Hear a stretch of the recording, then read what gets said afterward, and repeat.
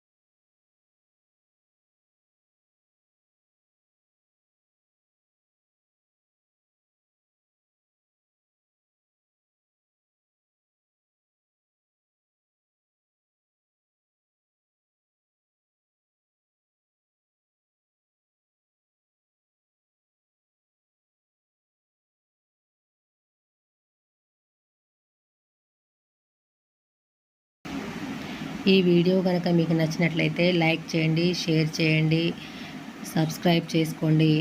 Thank you.